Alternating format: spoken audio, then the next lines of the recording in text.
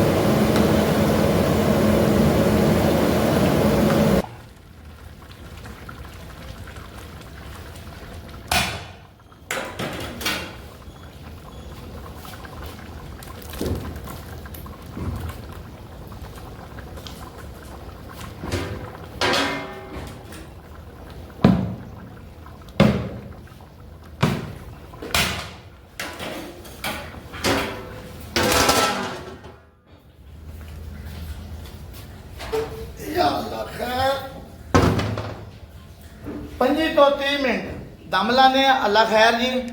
माशाल्लाह जी इस लंगर के विच शामिल होने के बड़े तरीके ने अल्लाह ताला ने सब कुछ दसिया है। अल्लाह की ज़ात तुहाडे लिए आसानियां पैदा करे। तुसीं अगर इस लंगर च शामिल होना चाहते हो, बिस्मिल्लाह। 250 तो 300 बंदे का लंगर पकदा। रमज़ान में पूरा महीना लोगों को अफतारी कराई जाती। 10 मन 10 दिन छबीलां लगदियां ने।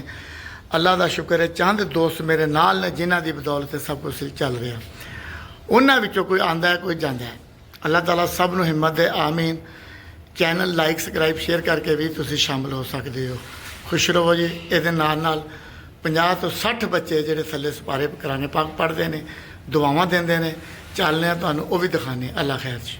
माशाल्लाह जी ये देखें तुहाडे भैन भरावां दी बदौलत है मुकम्मल सारे बच्चे ये भी पढ़ते हैं, बाहर भी पढ़ते हैं। अल्लाह ताला सब की खैर करे जी।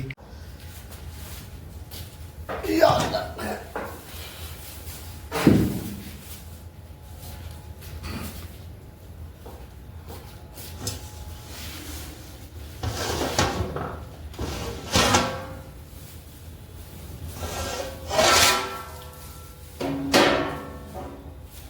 माशाल्लाह जी चने वाले चावल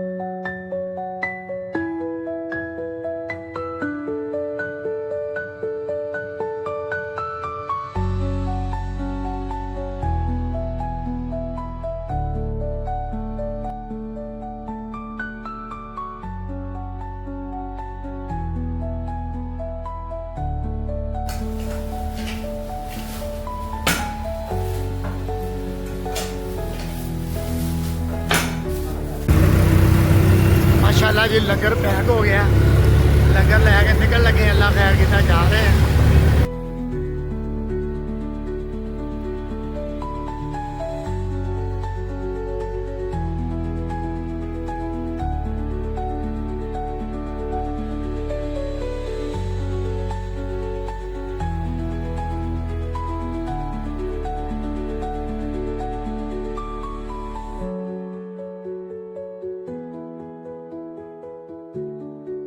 आजा भी आजा, बाहर आ गए, लंगर लवा लंगर। आजा भी आजा, मीर अच्छे वाला है, लंगर लवा भाई।